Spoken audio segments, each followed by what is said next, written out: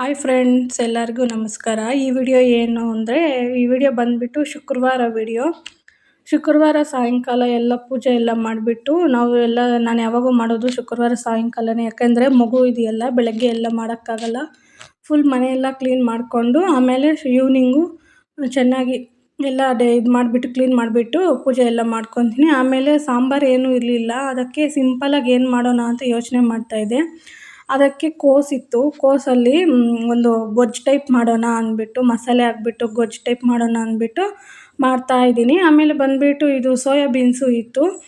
Soybeans ಸ್ವಲ್ಪ ತೊಳೆದು ನೆನೆಸಿಟ್ಕೊಂಡಿದ್ದೆ. ಆಮೇಲೆ ಕೋಸು ಬಂದುಬಿಟ್ಟು ಚೆನ್ನಾಗಿ ಕಟ್ ಮಾಡಿಬಿಟ್ಟು ಬಿಸಿ ನೀರಲ್ಲಿ ಬಿಸಿ ನೀರು ಕಾಯಿಸಿ ಅದ್ರಾಗೆ ಹಾಕ್ಕೊಂಡು ಸ್ವಲ್ಪ ಹೊತ್ತು ಬೇಯಿಸ್ಬೇಕಷ್ಟೇ, ಉಪ್ಪು ಅರಿಶಿನ ಹಾಕ್ಕೊಂಡು. ಯಾಕಂದರೆ ಅದರಲ್ಲೇನಾದರೂ ಹುಳ ಏನಾದರೂ ಇದ್ದರೆ ಹೋಗುತ್ತೆ ಅಂದ್ಬಿಟ್ಟು ಅಷ್ಟೇ ಬೇಯಿಸ್ಕೊಂಡು ಒಂದು 20-30% ಅಷ್ಟು ಬೇಯಿಸ್ಕೋಬೇಕಷ್ಟೇ. ಅದು ಯಾಕಂದರೆ ಬೇಗ ಮೆತ್ತಗಾಗ್ಬಿಡುತ್ತೆ ಅಷ್ಟೇ.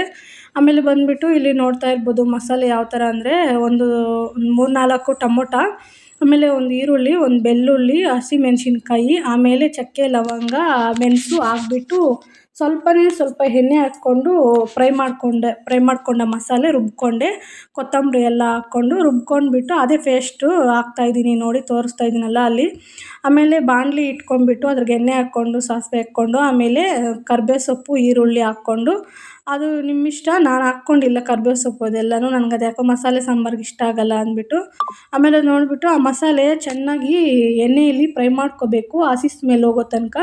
ಆಮೇಲೆ ಅಲ್ಲಿ ನೋಡಿಸ್ತಾ ಇದ್ದೀನಿ ನೋಡಿ, ಸೋಯಾಬೀನ್ಸ್ ನೆನೆಸಿಟ್ಕೊಂಡಿರೋದು. ಆಮೇಲೆ ಕೋಸನ್ನ ಅರ್ಧ ಬಾಯ್ಲ್ ಮಾಡ್ಕೊಂಡಿದ್ದೀನಿ ಅಷ್ಟೇ. ಆಮೇಲೆ ಎಣ್ಣೆಯಲ್ಲಿ ಚೆನ್ನಾಗಿ ಫ್ರೈ ಮಾಡ್ತಾಯಿದ್ರೆ ಮಸಾಲೆ, ಅದಕ್ಕೆ ಖಾರದ ಪುಡಿ, ಧನಿಯಾ ಪೌಡರು, ಉಪ್ಪು ಹಾಕ್ಬಿಟ್ಟು ಚೆನ್ನಾಗಿ ಫ್ರೈ ಮಾಡ್ಕೊತಾ ಇದ್ದೀನಿ. ಮಸಾಲೆ ಎಲ್ಲ ಚೆನ್ನಾಗಿ ಫ್ರೈ ಆಯಿತು, ಸ್ವಲ್ಪ ಫ್ರೈ ಮಾಡ್ಕೊಂಡಿದ್ದೆ ಅಷ್ಟೇ. ಆಮೇಲೆ ಬಂದುಬಿಟ್ಟು ಬೇಯಿಸಿಟ್ಕೊಂಡಿರೋ ಕೋಸನ್ನ ಆಮೇಲೆ ಸೋಯಾಬೀನ್ಸ್ನ ಕೂಡ ಹಾಕ್ಕೊಂಡ್ಬಿಟ್ಟೆ. ಯಾಕಂದರೆ ಅರ್ಧಂಬರ್ಧ ಹಾಕ್ಕೊಂಡ್ರೇ ಅದಕ್ಕೆಲ್ಲನೂ ಚೆನ್ನಾಗಿ ಮಸಾಲೆ ಎಲ್ಲ ಹಿಡ್ಕೊಳ್ಳುತ್ತೆ ಅಂದ್ಬಿಟ್ಟು ಹಂಗೆ ಹಾಕ್ಕೊಂಡ್ಬಿಟ್ಟೆ. ಆಮೇಲೆ ನೋಡ್ತಾ ಇರ್ಬೋದು ಗರಂ ಮಸಾಲೆ ಹಾಕ್ಕೊಂಡೆ.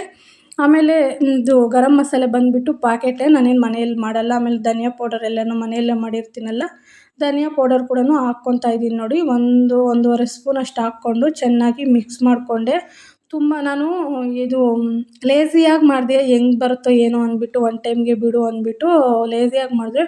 ಆದರೆ ಟೇಸ್ಟು ಚೆನ್ನಾಗೇ ಇತ್ತು, ಹೇಳ್ಬೇಕಂದ್ರೆ ಚೆನ್ನಾಗೇ ಇತ್ತು, ಸೂಪರಾಗಿತ್ತು ನೋಡಿ.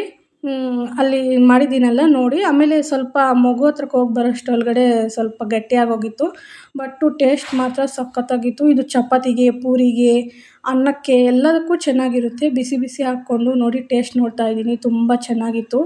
ಎಷ್ಟು ಚೆನ್ನಾಗಿತ್ತು ಗೊತ್ತಾ, ಗಟ್ಟಿ ಇದ್ರೂ ಸ್ವಲ್ಪ ಗೊಜ್ಜು ಟೈಪ್ ಆದ್ರೂ ತಿನ್ನೋಕೆ ಮಾತ್ರ ಸಖತ್ತಾಗಿತ್ತು. ಸೋಯಾಬೀನ್ಸು ಆ ಥರ ಕೋಸು ಎಲ್ಲ ಹಾಕ್ಕೊಂಡಿದ್ದಕ್ಕೆ ತುಂಬ ಚೆನ್ನಾಗಿತ್ತು ನೋಡಿ. ನಿಮ್ಗೇನಾದರೂ ವಿಡಿಯೋ ಇಷ್ಟ ಆಗಿದ್ರೆ ಲೈಕ್ ಮಾಡಿ, ಶೇರ್ ಮಾಡಿ. ನಿಮಗೂ ಈ ರೆಸಿಪಿ ಬೇಕಂದರೆ ಟ್ರೈ ಮಾಡಿ ನೋಡಿ, ತುಂಬ ಸಿಂಪಲ್ಲು ಆದರೆ ತುಂಬ ಚೆನ್ನಾಗೂ ಇತ್ತು. ನಿಮ್ಗೇನಾದರೂ ಈ ವಿಡಿಯೋ ಇಷ್ಟ ಆಗಿದ್ರೆ ಒಂದು ಲೈಕ್ ಮಾಡಿ, ಶೇರ್ ಮಾಡಿ, ಸಬ್ಸ್ಕ್ರೈಬ್ ಮಾಡಿ ಫ್ರೆಂಡ್ಸ್. ಬಾಯ್. ಇನ್ನೂ ಹೊಸ್ದಾಗಿ ಯಾರೆಲ್ಲ ನಮ್ಮ ಚಾನಲ್ ನೋಡ್ತಾ ಇದ್ದೀರೋ ಸಬ್ಸ್ಕ್ರೈಬ್ ಮಾಡ್ಕೊಂಡು ಸಪೋರ್ಟ್ ಮಾಡಿ ಫ್ರೆಂಡ್ಸ್. ಬಾಯ್.